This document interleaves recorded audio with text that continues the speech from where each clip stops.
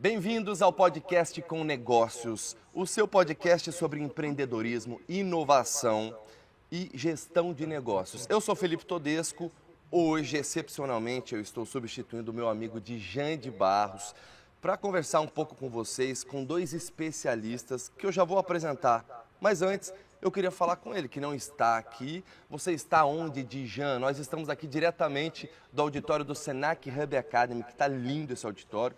Eu quero saber de você. Cadê você, Djan? Obrigado, Felipe, meu amigo Felipe. Obrigado por estar aí me substituindo essa tarefa que para você é simples, o professor de oratória, né? Então fica muito mais fácil. Quero agradecer ao Caio Camargo, quero agradecer ao Fred Alecrim, nossos professores. Parabéns pelo evento de hoje de manhã. Acompanhei pela internet, pelo YouTube. Eu estou aqui na sede da TOTUS Oeste, aqui em São José do Rio Preto, diretamente daqui. Vim para um compromisso, por isso que eu estou ausente.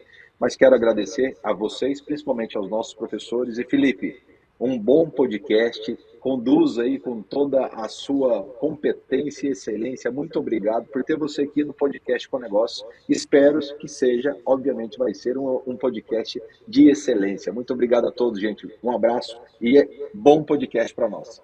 Obrigado, Djan. Eu que agradeço a oportunidade de estar aqui. Para mim é um prazer, principalmente porque eu vou absorver muitas informações que estão vindo quentinhas, direto de uma feira fantástica. É simplesmente a maior feira do mundo para você que quer saber sobre varejo. Antes de chamar os nossos convidados especialistas, eu gostaria que você nos seguisse no YouTube, no Spotify. Quais plataformas estamos? No Instagram também, Café com Negócios CG. Quem não está no Instagram hoje em dia, né? Mas a gente tem também que estar em outras redes sociais. Esse é um assunto que eu vou conversar daqui a pouco com os nossos convidados. E hoje falaremos sobre os insights da NRF, Retail Big Show 2025. Esses especialistas que eu tanto falo, eles acompanharam em uma missão empresários aqui de Campo Grande, Mato Grosso do Sul, para Nova York, simplesmente para o berço do varejo. Você que trabalha com vendas, você que precisa saber quais são as tendências, para onde é que está indo esse público, o mercado, para onde nós devemos apontar os nossos esforços, investir o nosso tempo, deixar a nossa cabeça pensando. Tem um rumo. Isso não é algo que vem do nada. Tem uma matemática, existem lugares para isso, pessoas para que a gente possa conversar e extrair essas ideias, essas referências, essas experiências. E aqui eu tenho o prazer de apresentar, antes de tudo, roda a vinheta, né, gente? Então eu apresento ele, Fred Alecrim, muito obrigado pela sua presença aqui. Você que tem uma agenda, inclusive daqui a pouco eu vou ter que te dar tchau, porque você tem que ir para o aeroporto. Nosso tempo aqui é remido. Você é cofundador da Credere, CEO na Algo Mais, co-host do VarejoCast, é escritor, palestrante internacional e mentor certificado da VMS pelo MIT. Seja bem-vindo. Obrigado Felipe, obrigado Djan, obrigado a todo mundo aí que está nos vendo e ouvindo o podcast Com Negócios. À minha direita, Caio Camargo.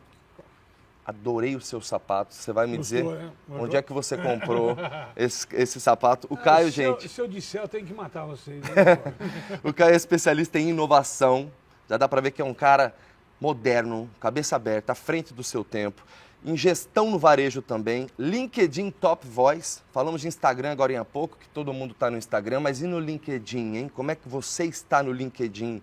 Tá bom para ser encontrado? As pessoas vão ver uma autoridade no seu LinkedIn. Ele também é palestrante, autor best-seller e apresentador do VarejoCast. Junto com o Fred Alecrim. Junto com o Fred Alecrim.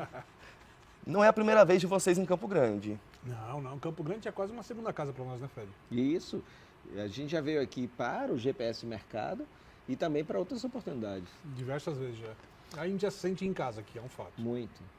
E me fala uma coisa, essa viagem de vocês para Nova York, para a NRF, foi uma missão com alguns empresários daqui. Como é que foi essa turma? Era uma turma mista, empresários, as pessoas trabalham em indústria, varejo. Como é que você sentiu, primeiro a turma daqui que foi com vocês? Bom, essa é a terceira vez, terceiro ano que a gente vai conduzindo, eu e o Caio, a turma aqui do Mato Grosso do Sul.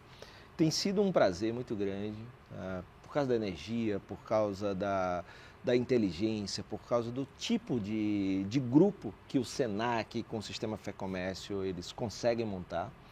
E a gente foi nessa terceira vez com empresários de diversos segmentos.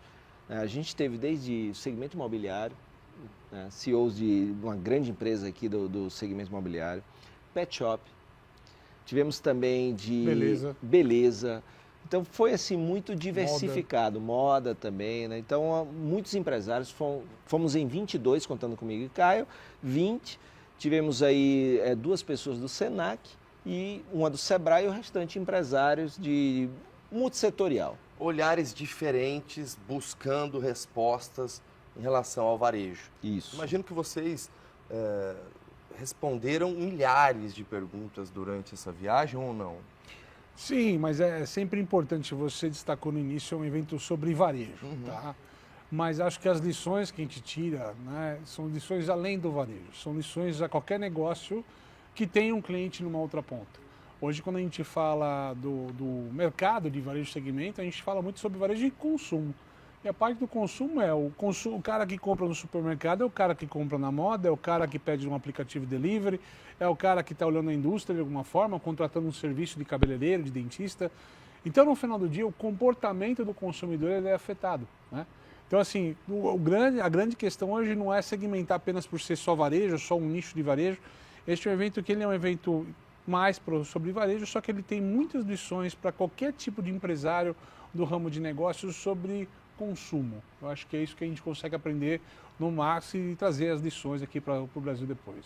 Em relação à cultura, porque Nova York é uma capital do mundo, 24 horas, tem gente para atender de tudo quanto é jeito, para todos os tipos de clientes.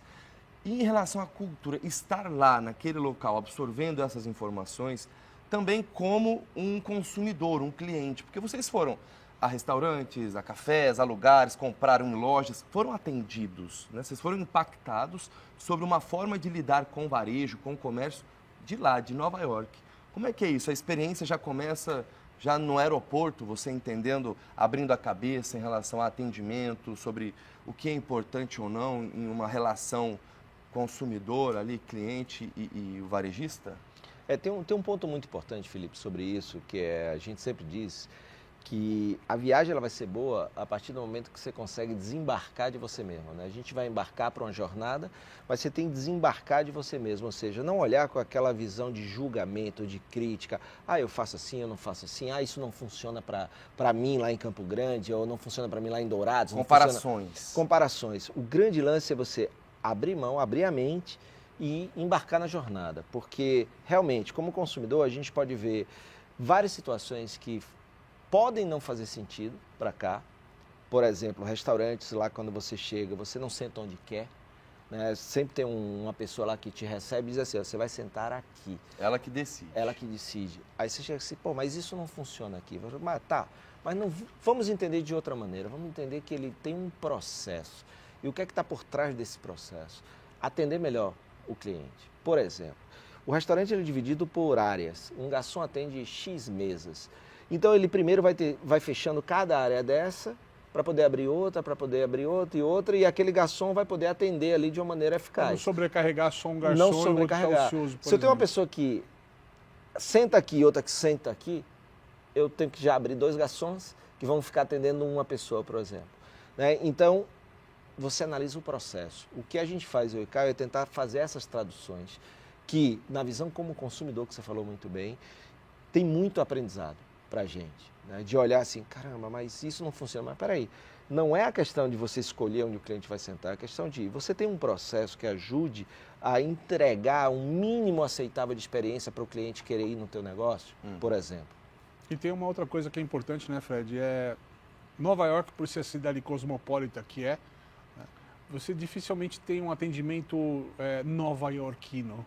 Você vai ter um atendimento com característica um pouco mais indiana ou de uma cultura mais latina. Então você tem cafés de pessoas latinas atendendo com o mesmo calor que a gente encontra no Brasil, só em outro idioma. Ou às vezes um pouco mais frio. Então assim, um atendimento, então você não tem uma única unidade de atendimento. Todo mundo nessa região atende desta maneira. Você tem uma pluralidade ali que você consegue transformar aquilo como várias visões de negócio.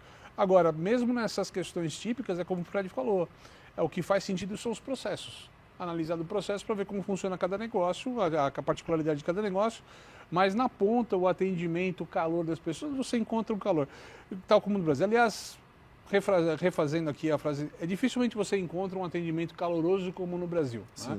Talvez o povo latino um pouco pela proximidade, mas você tem um pouco disso lá também. Você tem todos os momentos ali. Uma loja de luxo vai ter um atendimento um pouco mais frio, uma loja mais popular um pouco mais diferenciada, e assim funciona. A NRF, ela aponta direções para o varejo. Existem algumas específicas que vocês podem nos trazer aqui? Olha, esse ano ela foi bem incisiva no que diz respeito a...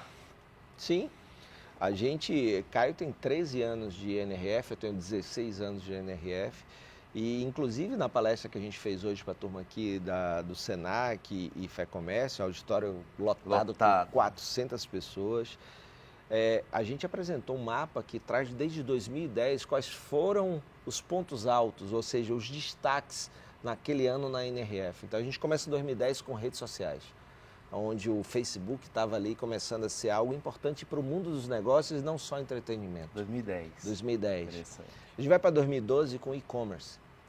E-commerce onde a Amazon, por exemplo, nos Estados Unidos, era vista como não varejista e era inimiga do varejista. E aí a gente vai trazendo elementos em cada ponto desse até chegar, por exemplo, a 2017 com transformação digital e dados. Porque já vinha vindo o físico e o digital, então agora que a gente tem um consumidor digital, eu consigo ter mais dados dele, então já vem o dado, já vem a importância da transformação digital ali também, e a gente chega até 2023, onde começa toda essa coisa da IA, por exemplo.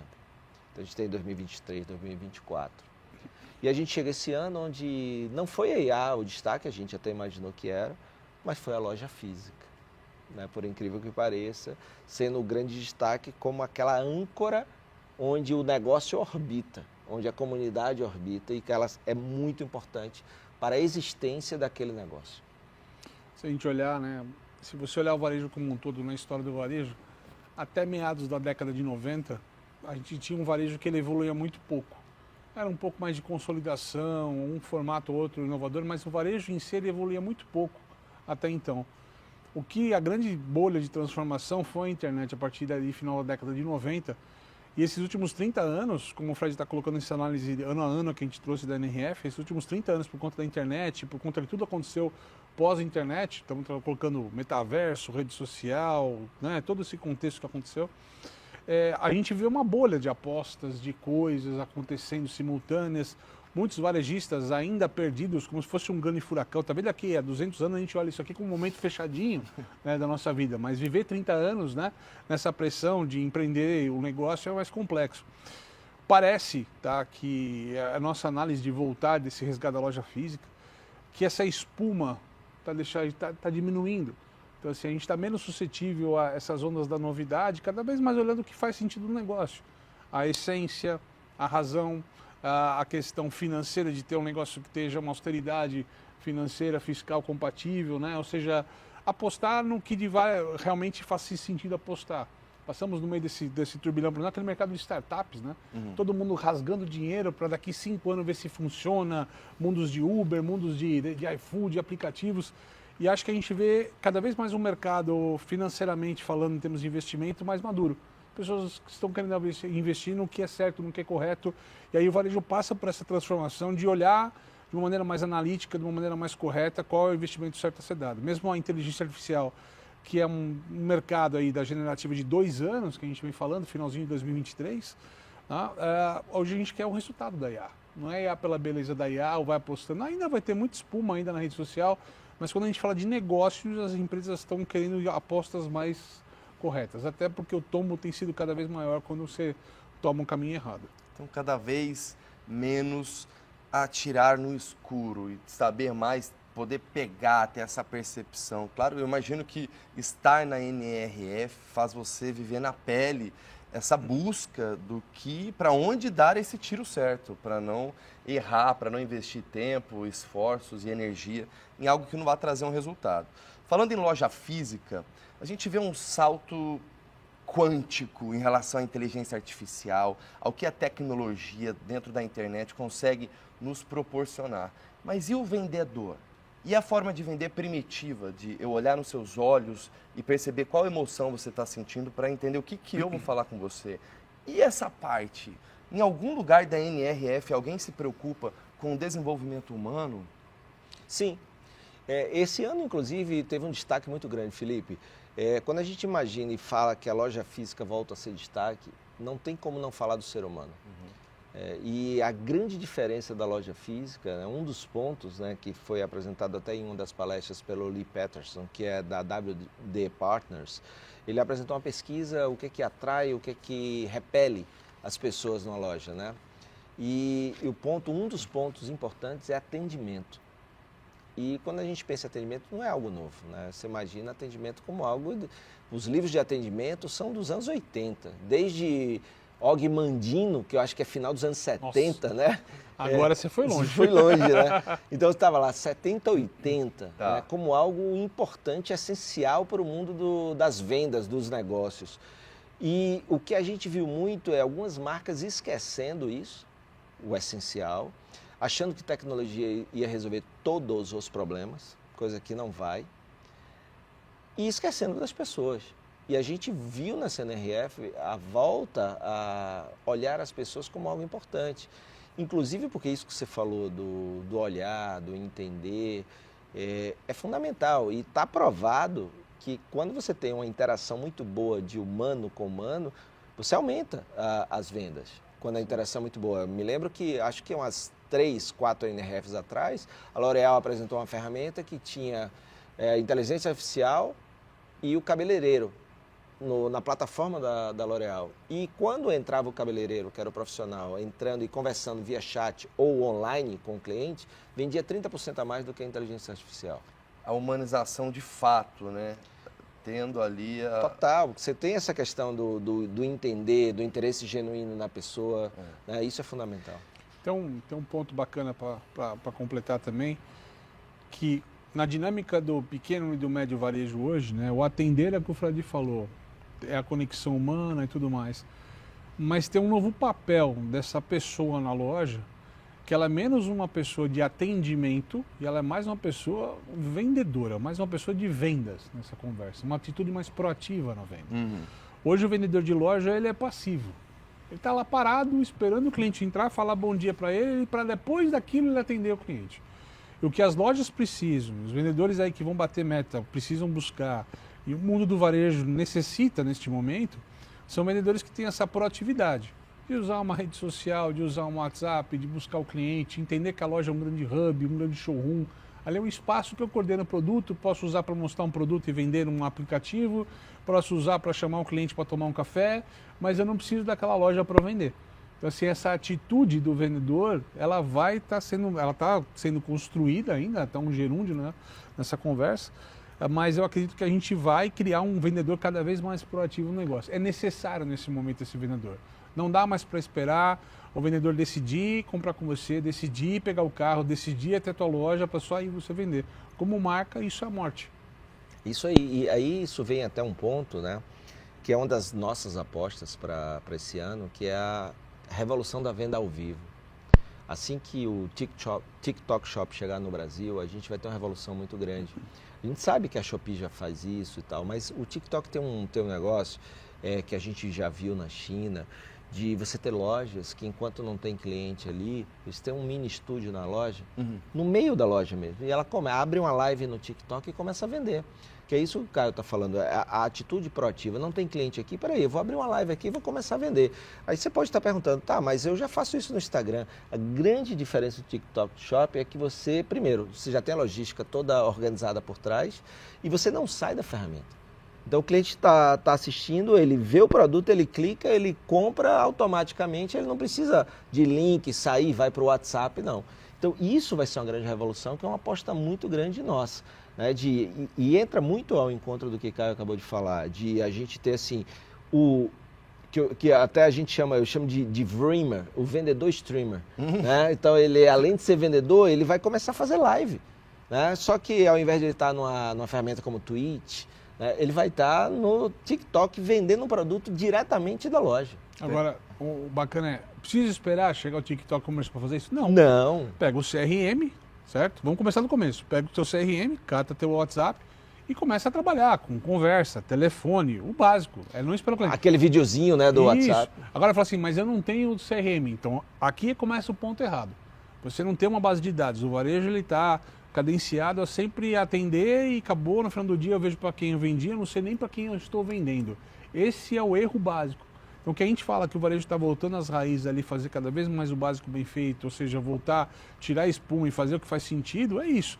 Ter uma base sólida, construção de dados de quem são seus consumidores, o que eles compram para poder trabalhar. Seja telefonando old school, né, nessa conversa, seja numa ferramenta como o TikTok Commerce ou outra ferramenta que venha no futuro. Mas parte do princípio de entender o consumidor e começar a ir atrás dele, não mais esperá-lo entrar na loja. Isso não dá mais para fazer. Então é interessante desenvolver as habilidades de comunicação. Total. Entra muito na tua área, né? Na minha área. Muito na tua área. Vai ser muito importante. Com certeza. E a gente imaginar nessa nova era quais são as novas habilidades que o vendedor vai precisar. E uma delas, essa questão do Dreamer, dele ser ali um vendedor streamer, habilidade de comunicação é fundamental. Fundamental. Eu vejo que a nova geração já está mais adaptada a uma câmera, a uma situação como essa, mas às vezes não consegue se conectar no olho, né? Se eu colocar com o cliente ali ao vivo, e aí, o que vai sair desse papo? Consegue se conectar, puxar um assunto, falar de outras referências? Mas essa facilidade já veio com mais força em relação à câmera, a celular, né? Uma criança, hoje um neném, tem tablet, tem algum audiovisual, um aparelho ali para ele já começar essa familiarização em relação às tecnologias, Sim. enfim. Então, um caminho já criado. Eu acho que nenhum de nós aqui nasceu mexendo com câmera, estando confortável com câmera. Isso foi criado uma didática.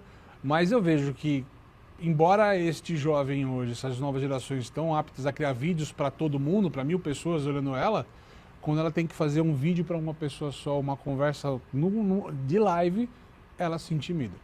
Tanto que hoje a grande parte da juventude prefere se comunicar por um áudio às vezes, né, do que por um texto, do que por um telefone, alguma coisa. Então, eu acho que são ainda fundamentos que vão ser treinados, mas a gente já tem um caminho um pouquinho mais fácil do que foi pra gente, é um fato. Vocês têm alguma dica para quem está assistindo a gente e ainda tem muitos bloqueios em relação a produzir conteúdo, a pegar um celular e começar a gravar antes que chegue o TikTok Shop? O que você poderia, assim, nos dar como um empurrãozinho? Cara, tem uma coisa que a gente vem conversando aí, o Fred. Às vezes a pessoa tem muito esse medo de, não, eu vou me filmar. Uma pessoa da nossa idade que nunca fez isso. Uhum. Aí eu tenho vergonha de me filmar e eu falar do produto. O que eu faço? Eu falo, vira a câmera ao contrário.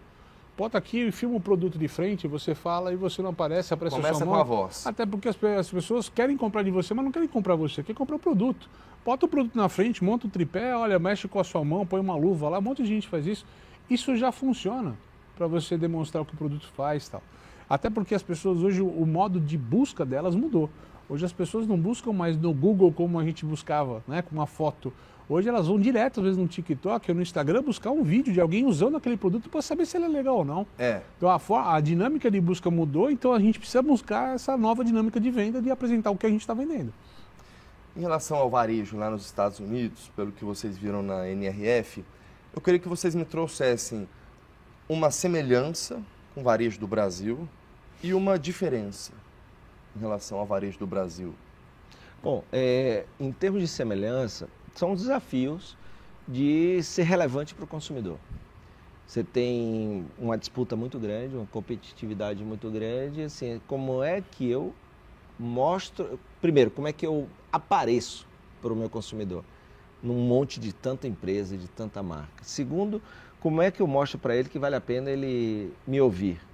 Terceiro, como é que vale a pena ele comprar de mim e agora. Então, isso aí é em qualquer negócio, em qualquer varejo, em qualquer país. A grande diferença para mim está em acesso a uma tecnologia, que para a gente ainda é muito cara em algumas situações. Então, a gente vê, por exemplo, o self-checkout nos Estados Unidos desde 2008, 2009, né? Caixas de autoatendimento, que não travam, que não tem problema nenhum, que fazem um fluxo sem atrito e tal, né? Ou seja, você tem uma interface com o consumidor muito boa e você tem uma experiência muito boa. Então, essas tecnologias, elas ajudam muito. Mas olha que coisa interessante quando a gente fala em outras coincidências.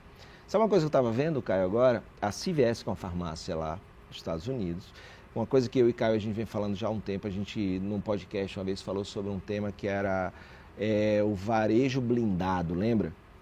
Porque nos Estados Unidos estava tendo uma onda de furtos muito grande, né? Que é uma coisa que o nosso comerciante vive aqui, né? O pequeno negócio muitas vezes tem que botar grade para não ser assaltado. E aí a gente começa a entrar nas farmácias até hoje, dessa viagem agora, e tá lá desodorante, chocolate, com tudo fechado com chavezinha. Assim, pô, isso faz a... Antivenda. Né? Você faz Repele. você perder venda, você repele. O cliente que quer comprar um chocolate tem que chamar alguém. Então, o que está acontecendo? A CVS, uma das maiores redes de farmácias dos Estados Unidos, anunciou essa semana que para quem tem o seu aplicativo e quem é do programa deles de relacionamento, vai poder destravar esse sistema para poder tirar aquele sem chamar alguém. Então, olha como é que é. A gente tem aí uma coisa parecida, questão de furtos e insegurança, mas a gente tem um acesso a uma tecnologia que a gente não tem aqui ainda. O problema é o mesmo, só que a gente está encontrando uma solução de lá. Quem sabe a gente replica aqui. Se você acha que funcionaria aqui, nesse formato? Se a gente tiver uma tecnologia acessível, sim. Mas o legal é que a gente resolvesse um problema muito maior, que é as pessoas não precisarem furtar, né? Que aí é um problema mais profundo. Eu vejo que é muito parecido, tá? A resposta é praticamente a mesma, que o Fred, a gente divide essa opinião realmente. Eu acho que o varejo americano ainda padece dos mesmos problemas do varejo brasileiro quando a gente fala desse atendimento passivo, da ainda esperar o cliente, por mais que tenha as tecnologias, mas acho que a jornada do cliente, depois que ele entra na loja, como o Fred falou, é muito melhor resolvida hoje.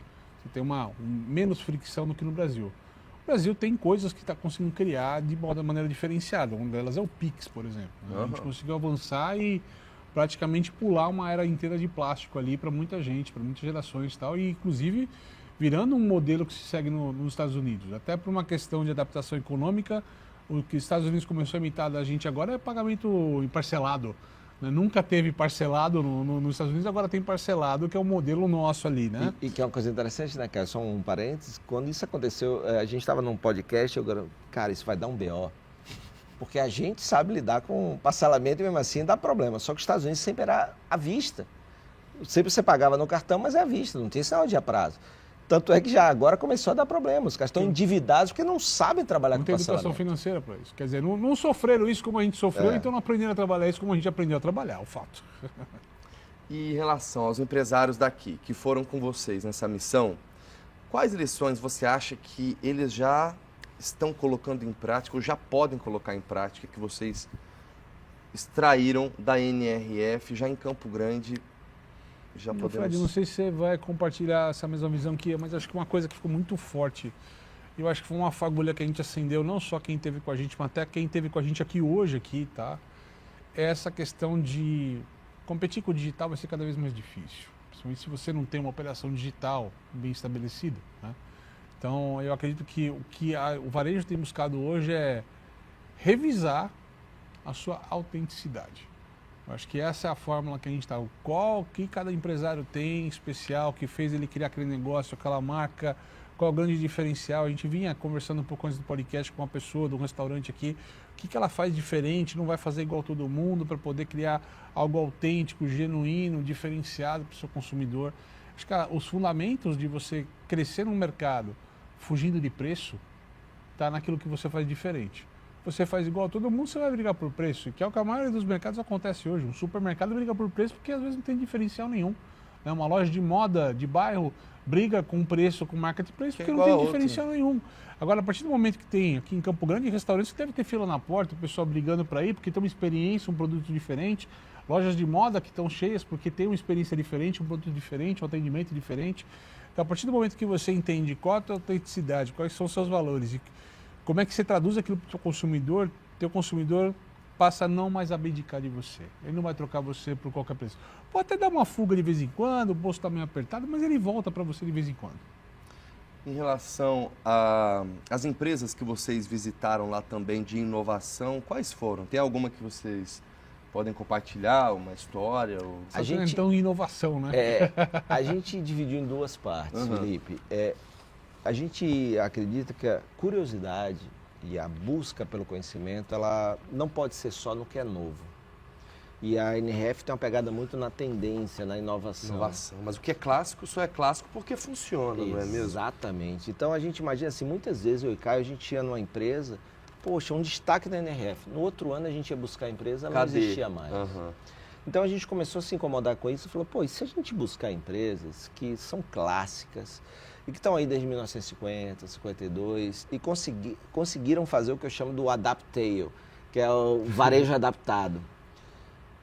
Vamos nessa. Aí a gente visitou, por exemplo, o Steel Learners, que é um supermercado que existe desde 1952. Tá. São 10 lojas que eles têm nos Estados Unidos, familiar até hoje. E aí você vê que ele mantém a mesma autenticidade, ou seja, você não abandona aquilo que é o seu negócio, seu DNA, está ali. Mas ali a gente encontrou, por exemplo, uma plataforma, uma gôndola que tinha assim, como você viu, trend do TikTok. Né? Aí tava lá um produto que era um trend do TikTok, um supermercado de 1952. Tem uma pegada de fã, de diversão, cheio de animatrônico. Aquele que você gosta do Mr. Beast. Do chocolatinho do Mr. Do Beast. chocolate do Mr. Beast, assim. Não sei quantos milhões de fãs não podem estar errados, que é as pessoas que seguem o Mr. Beast no YouTube. Entendi. Aí tava lá o chocolate do cara. Então você vê que é uma empresa tradicional, mas que não abre mão de uma pitada de inovação que eu chamo de ser uma empresa contemporânea. Não é nem tradicional nem moderna, é aquela que vai evoluindo à medida que a necessidade do cliente vai mudando e aí ele vai se adaptando, daí eu adaptei para continuar relevante para aquele cliente. Né? Então, a gente foi numa dessas, né? Então a Steel Learners, a outra que a gente também visitou nessa mesma pegada, que é a Greystone Bakery, que está aí desde 1982, os caras que desenvolveram o processo de recrutamento chamado Open Hiring, que é um processo de recrutamento aberto, não querem saber nada sobre o seu passado, não perguntam nada sobre o seu passado. É daqui para frente. Você bota seu nome lá numa ficha, bota lá numa caixinha que tem na frente do escritório, quando tem a vaga eles chamam você. E aí, ó, o emprego é esse, tal, você começa amanhã. Acabou. Por quê? Porque eles não querem saber o seu passado, querem saber se você quer ter um futuro. Tanto é que tem uma frase assim emblemática deles que eu amo, que é assim, a gente não contrata pessoas para fazer brownies, a gente faz brownies para contratar pessoas. Então, o grande propósito do negócio é gerar emprego, é melhorar a vida das pessoas. Tanto é que a maioria desses funcionários são pessoas que saíram do sistema prisional americano, são pessoas que têm algum tipo de vício em droga, bebida, ou seja, ele tem alguma coisa no passado que faz com que empresas tradicionais não contratem eles. E eles encontram na Greystone Bakery um caminho para ter um futuro. E aí eles desenvolveram isso aí. Então essas são empresas clássicas, que estão aí há muito tempo e estão se adaptando. E aí Caio pode falar um pouco agora da inovação, do que a gente foi ver de novo, que aí a gente vê as duas coisas. Legal, que novo é o que está na rua, o que o pessoal tem comentado, a loja nova, que assim não adianta você ir para lá e você não olhar essas referências, né? Eu acho que o grande drive que a gente viu nessas lojas ainda está pautada muito mais na experiência como um todo do que na tecnologia de maneira superficial, né? Acho que tudo que a gente viu, por exemplo, uma coisa que a gente não costuma, assim, não é que não gostamos, mas que não é muito a nossa linha de trabalho. A gente tenta evitar essas lojas de luxo, Quinta Avenida, porque é um modelo pouco replicável para um negócio de pequeno ou médio porte no Brasil, que é a maioria dos clientes que a gente trabalha ao longo do ano, em palestra, eventos e tudo mais. Mas esse ano não teve como fugir. A gente foi ver uma Louis Vuitton, por exemplo, que tem uma pop-up, uma loja montada temporária enquanto a loja está reformando. A loja está reformando, eles enveloparam a loja como os baús da marca. Então, quando você olha, parece aquela coisa feita por IA, sabe? Parece que é um baú gigante feito em volta do prédio e de perto, próximo, o resultado é exatamente igual. E uma loja fantástica. E o que a gente viu cada vez mais é que as marcas estão buscando, dentro de um contexto, ser uma experiência de marca não apenas para venda de produtos. Muitas marcas trabalhando um café, uma experiência pequena, um docinho, para as pessoas poderem consumir algo da marca, levar algo da marca para casa. Então, às vezes, eu não posso comprar uma bolsa Louis Vuitton, mas eu posso tomar um cafezinho na Louis Vuitton. Eu posso ir numa loja da Hermès, tomar um cafezinho lá, ou comprar alguma coisinha diferente. Então, tem uma coisa um pouco mais democrática acontecendo neste mercado, além de outras questões que tivemos vendo também. E tem um ponto, Felipe, que a gente viu quase também... 50 lojas para listar no podcast. Quanto tempo ele tem de podcast? 4 horas e quantos? E tem um ponto assim que a gente viu que a gente achou interessante, são principalmente as lojas que saem desse centro da Quinta Avenida, das flagships, as lojas que são referência, e a gente vai para os bairros, a gente vê que as marcas elas estão diminuindo a quantidade de coisas que tem ali de experiência, por exemplo. Estão procurando algo que a gente definiu como mínima loja vendável. Qual é o mínimo de coisas que eu preciso oferecer na minha loja que gerem interesse das pessoas de virem até aqui e que essa loja seja rentável. Por exemplo? Por exemplo, tinha muita coisa que até o Caio chama de pirotecnologia. Você encher a loja de badulax e coisas, né? E queima o dinheiro. Parafernália. E queima o dinheiro. Daqui 6 meses está encostado aquele tablet que ninguém consertou. Dá um e ficou exemplo. lixo, Tenho certeza que aqui em Campo Grande teve a época que os restaurantes tinham cardápio com iPad. Sim. Aí você chegava lá, o iPad não estava carregado, todo sujo de dedo porque ninguém limpou. Comeu a coxinha, apertou o dedo. Ou seja, lá, aquilo ali não fazia o restaurante vender mais. Aquilo ali não gerava mais receita. Era simplesmente alguém disse, que legal, outro botou, vamos botar. Então, agora tem uma análise muito maior em relação a o que realmente faz sentido. Uhum. Eu não preciso oferecer tudo, não precisa ser um negócio. Agora, o que eu tenho aqui tem que ser o suficiente para essa loja ser rentável, para ela dar o retorno que eu preciso. A gente foi numa loja, por exemplo, da Roca, né, Roca Tênis, que a única experiência que ela tinha era você pisar lá numa máquina para ver sua pisada pronada, supinada ou neutra, e a partir dali ver também o tamanho do seu pé e você poder ir lá e escolher o seu tênis. Essa é a tecnologia que eles precisam para funcionar. Para vender tênis. Pensa que você mora em Nova York. Tá. Você já sabe o teu número. Chega lá, você vai, é só o preço. O preço não tem diferença nenhuma de um e-commerce, de um outro site, de um concorrente, uma multimarca. O que vai levar você naquela loja? Nada. Você está lá brigando por preço. Ali é uma loja para turista, uma loja porque está numa quinta venda em Nova York, mas é uma loja que se não cria uma experiência diferenciada, tende a mudar. Agora, uma outra loja nessa mesma linha que a gente viu, a ON, né, de tênis do ano passado, ela é uma loja num bairro, tem no centro também da cidade, mas no Brooklyn, né? E no Brooklyn ela promove corridas com as pessoas da região. Inclusive lá no Brooklyn você, olha, eu queria testar um tênis de vocês, mas não sei se é bom para correr. Pode pegar o parque de corrida, vai lá correr pela rua, depois você volta aqui e avisa a gente se gostou ou não. Tem tênis de test drive. Test drive do tênis. Qual a diferença de um varejo voltado para turismo Quinta Avenida para um varejo voltado para um bairro? Um varejo de uma grande avenida comercial aqui em Campo Grande para um varejo que está num bairro mais afastado, tá? Quando você tem um alto fluxo, você pode errar. Porque tem tanta gente vindo atrás que te dá, entre aspas, esse direito de você errar e tentar acertar. Uma margem ali pode errar muito, mas uma margem. dá esse certo direito de você tentar opções. Ok. Agora, quando você está no bairro e você erra com alguém que mora no bairro, é seu vizinho, né, velho? Você pisa na bola grande. Tem que acordar todo dia com o cara ali, de né? reconquistar aquele cara. Não é o turista que vai estar ali um dia e vai embora amanhã. Então, uma Nike na Quinta Avenida recebe gente do mundo inteiro todos os dias. Então, se o cara dá uma tropeçada no atendimento, o cliente sai meio bravo, é só respirar, manter o controle e atender o próximo. Porque aquele cara provavelmente não vai voltar daqui 2 anos, 3 anos para a tua loja. Agora, aquele cara do bairro, se você perder ele, se você é um supermercadista, uma loja de moda, certo? Uma vendinha, dificilmente você reconquista ele. E aquilo se espalha negativamente no bairro. Né? Aquela história do cada mau atendimento espalha para 10, cada bom atendimento espalha para 1 ou 2 e olha lá, né? Então, esse é o cuidado que a gente tem, que a gente observa e isso é altamente replicável na realidade brasileira. Né? Isso acontece aqui no Brasil da mesma forma. Se por acaso vocês ganhassem um prêmio assim, por melhor guias, né, da NRF, vocês ganharam $1 milhão para você investir aqui no Brasil em uma empresa nova que trouxesse a inovação sem olhar para o que é clássico, tradicional e que funciona no nosso país. O que vocês dois investiriam assim num negócio, num business? Como modelo de negócio, em qual a linha? Me descreva a sua empresa. Eu pegava $1 milhão e ia viajar. Para! Cara, eu acho que eu acho que as pessoas estão em busca de mais do que produtos. Acho que assim, a moda, calçado, tem seus mercados, mas acho que ela está bem segmentada se você não tiver diferencial. Acho que serviços há sempre oportunidades.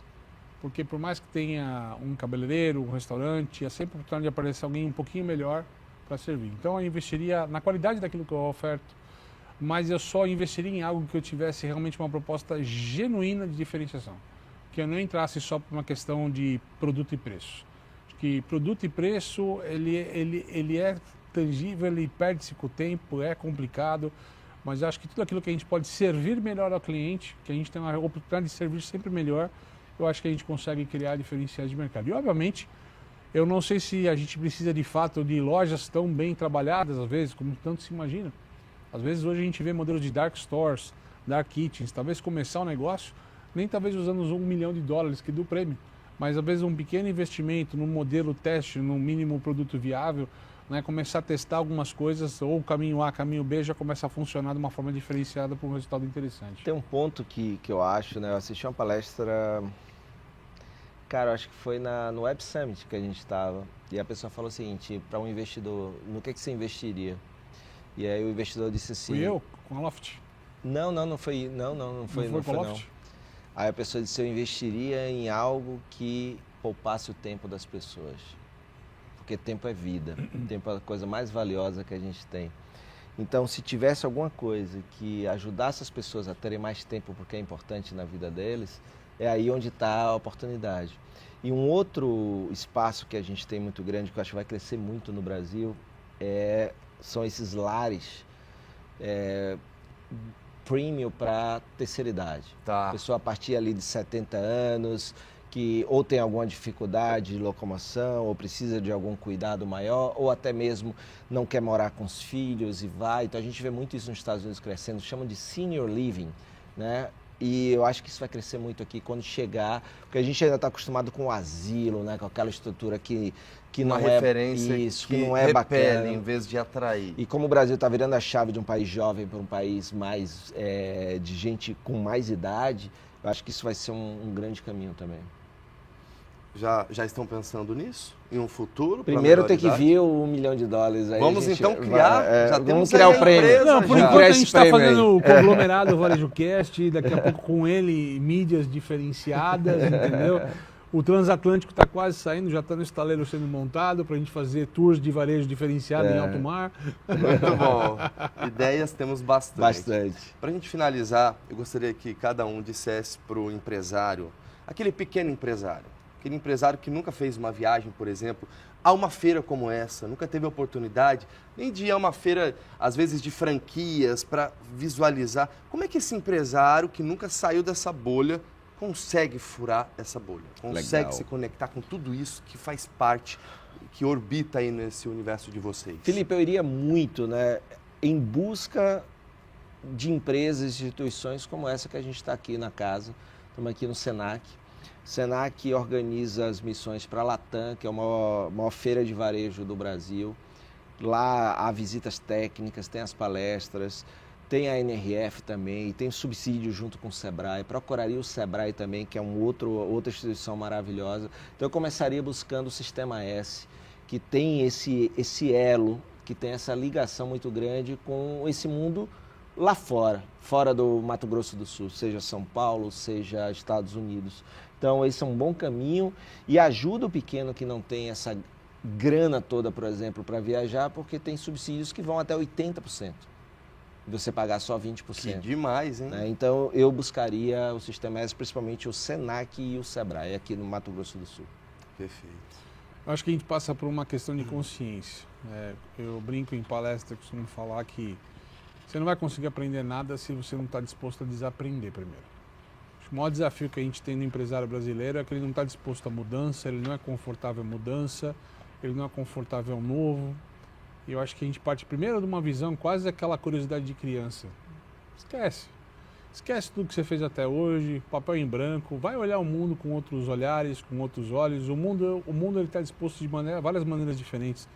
Você não precisa necessariamente numa feira em Nova York, o maior evento do varejo do mundo, você pode ir para qualquer capital que tem uma cultura diferente no país para você observar varejos em localidades diferentes no nosso próprio país, como se comportam. Aqui, o Mato Grosso do Sul, a gente está perto de outros países, até de outras culturas de outros países, né?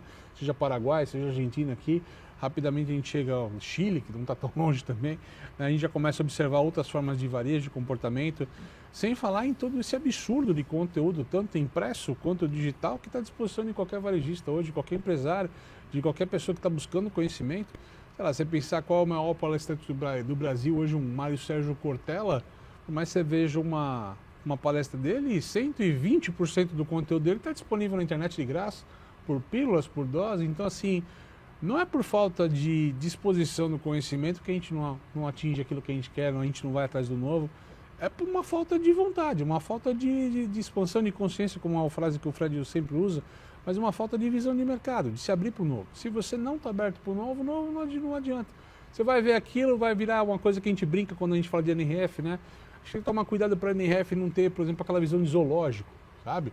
Sabe quando você vai visitar o zoológico, você vai lá, você vê o leão, vê a girafa, vê a zebra, acha tudo bonito, mas não traz nada para casa. Só observa. Você só observa, mas não traz nada para tua casa. Então, assim, se você observa e não aplica, não testa, não vai atrás daquilo como conteúdo, não faz sentido nenhum. Então, a gente precisa primeiro se propor a fazer diferente.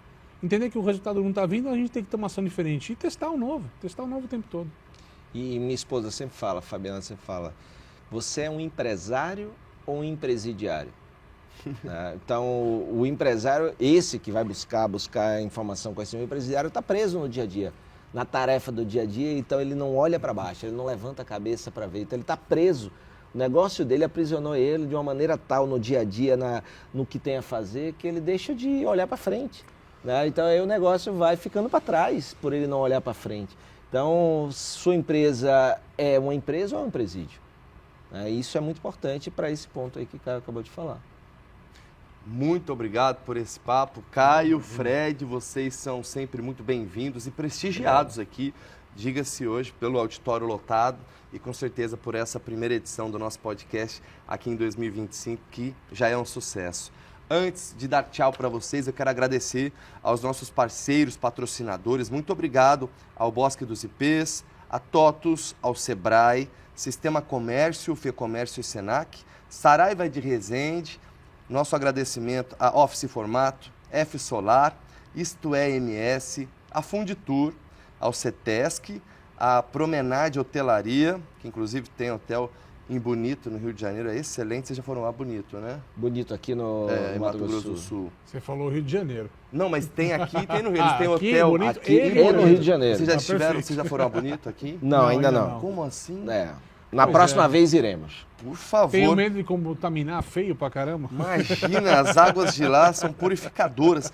Muito obrigado, Resine Marcon, Lemonet e Casa das Cores. Um grande abraço a vocês. Até o nosso próximo encontro. Eu sou Felipe Todesco. Hoje, com o maior prazer, fiz as vezes por um amigo de Jean de Barros, que no próximo episódio já estará aqui de volta. Um beijo grande. Tchau, gente.